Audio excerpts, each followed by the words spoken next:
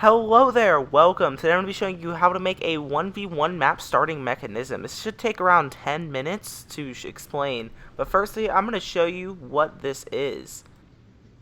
So when you spawn in, if two players enter onto the ramp at the same time, it'll start the 1v1, putting up the wall and starting a countdown. Then both players will be able to fight. Once a player dies, they'll get teleported out. This will not normally happen unless you actually start the 1v1. And it'll only happen to the players who are in the 1v1. So you can have an FFA map around this and it would be totally functional. Anyways, with that aside, now let's talk about the structure of the 1v1. You still need to have two ramps placing into each other. That's really all you really need. And as long as you have that placed on the grid, and as long as you have an area around it, you should be fine. I do recommend building this off one block off the ground so that you can place things below it, but you do not have to. Alright, the first thing we're going to make is a reset build button. When you press it, it'll destroy all player built structures. Alright, let's begin. Firstly, you need to go into your My Island settings and go to the second tab. Scroll down until you find Environment Damage and set this to Player Built Only. Now, grab a button. Resize it to highest it can go and place it down. Now set the settings as follows. Set reset delay to 10 seconds. This prevents players from spamming the button. Set interaction text is something like reset builds or something that tells player they're resetting the builds. And when interacted with, transmit on channel 1. Alright, now grab and place an explosive device above the two ramps, one tile upwards. This is to make sure it doesn't get in the way of any other tech. Now set the settings as follows. Health, indestructible. Blast radius 5. Player damage none. Structure damage 5000. Knockback off. Play audio and VFX no. Set visible during game no. Collision during game off. Explode when receiving from channel 1 and reset when receiving from channel 2. Alright, now grab and place a trigger. Do not place this in the arena because we need to make sure the player cannot step on it. Now set settings as follows. Trigger sound and VFX disabled. Visible in game no. Trigger when receiving from channel 1, and when triggered, transmit on channel 2. Now grab and place the damage volume, not the plate, but the one that's on a prop and not on the grid. Place it as follows in the center of the two ramps. Set the settings as follows. Barrier width 2, damage 1, damage tick rate 60 seconds, shield damage off, enable VFX no, on player entering zone, transmit on channel 5, and on player exiting zone, transmit on channel 6. Make sure the barrier looks like this after you've done that. Make sure the zone covers the two ramps and nothing else. Alright, now grab and place the class selector. Set the settings as follows. Class to switch to 1. Time to switch instant. Restore health and shields on switch no. Visible in game off. Activation audio off. Zone audio off. Enable when receiving from channel 13. Disable when receiving from channel 10. And change player to class when receiving from channel 5. Alright, then copy that class selector and then set the class to 16. Then set change player to class when receiving from channel 6. Now copy that again and change player to class when receiving from. Set that to channel 13. And then copy it again and then change player to class. Set that to channel 17. Then make a new one and set the class switch to class 2 and change player to class and receive from channel 12. Now grab and place a score manager. Set the settings as I do. Score award type none. Score change when activated 1. Minimum score 0. Maximum score 2. Transmit on score 2. Increment when receiving from channel 5. Decrement when receiving from channel 6. And on score output transmit to channel 10. Alright, now grab another trigger. Set the settings as follows. Activate in game phase, game start. Trigger sound and VFX, disabled. Visible in game, no. And when triggered, transmit on channel 11. Now copy that trigger and set settings as follows. Scroll down, set activate in game phase to none.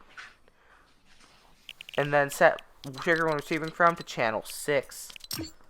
Now grab and place a timed objective. Set settings as follows. Time. Set that to 3 seconds. I know I have it set to 5, but set to 3. Timer label tech, 1v1 starts in or whatever you want. Visual in game, no. Completion behavior reset. urgency mode disabled, audio effects off, start when receiving from channel 10, stop when receiving from channel 6, and when completed transmit on channel 11. Alright, now I need to grab the objective device gallery, which basically, I recommend just looking it up because it's easier, but if you can't, then that's alright. Objective device gallery. Now, place it down and delete everything except for the square up there. So delete all the other things except for that square. Then, rotate this square so that it's like perfect, normal, there you go. And then, resize it on the width all the way down to nothing. This might also have to be the depth instead of the width. It depends on where your build fight takes place. But resize it like that and you can rotate it into the build fight. Now, place it in the exact center. Make sure this is in the exact center to give both players a fair chance. And set the settings as follows. Health and vulnerable. Hide health bar at always. Player audio and VFX off. Collision during games only when visible. Turn on visibility when receiving from channel 10. And turn off visibility when receiving from channel 11. Now grab and place a teleporter. Alright, now place down the teleporter and set the settings as I do.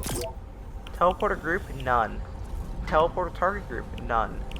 Teleporter rift visible, no. Visual with sound effects off. Maintain relative position, no. Teleport to when receiving from channel 4 and when teleported to transmit on channel 13. Now we're going to be working on sequencers and mutator zones. Make sure to place these with a non-player built tile, like a one like from the black gallery or something. Make sure it's not player built so it doesn't get destroyed when you reset the builds. Now place down a sequencer and set the settings as I do. Alright, set the height to 0.5 and set start sequence and receiving from to channel 15. Now grab a trigger and set the settings as I do.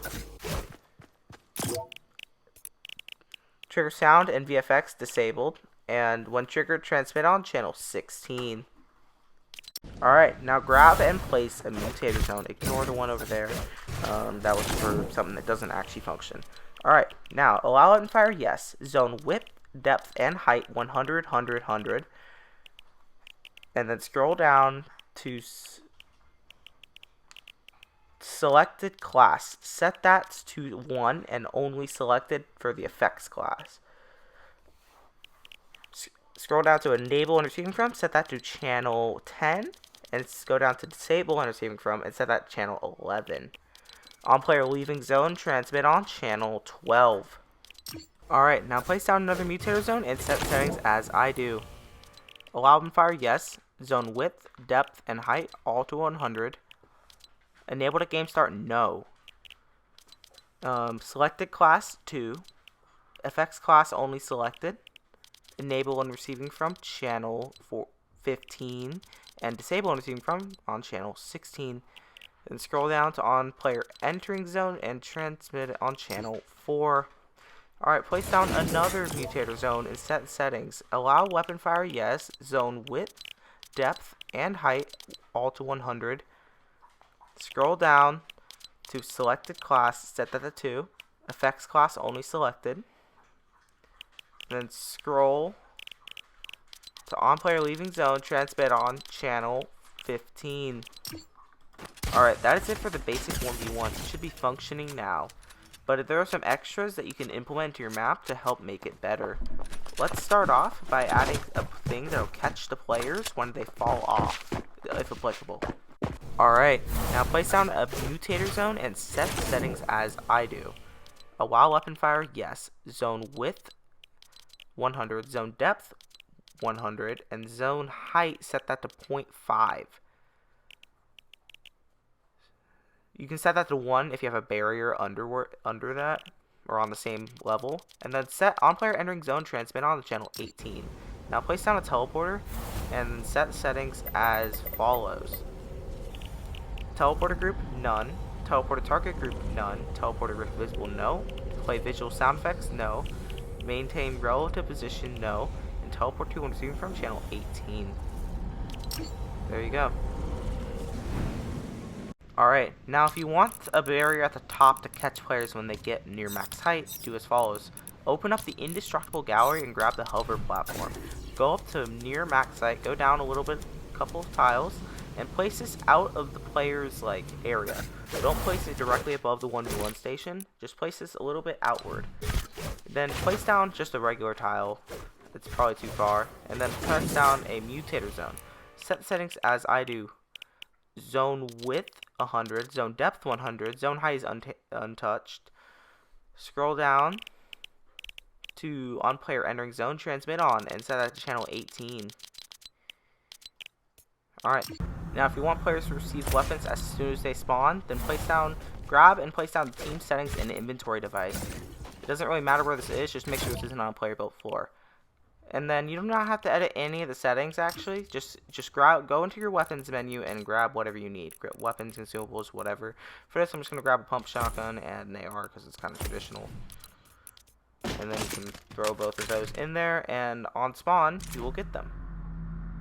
And then for the player spawn pads, you don't really need much. All you need is to make sure they're not visible in game. You can also set it so they don't have Island Star. But anyways, alrighty, that is it for the video. I really hope you enjoyed that.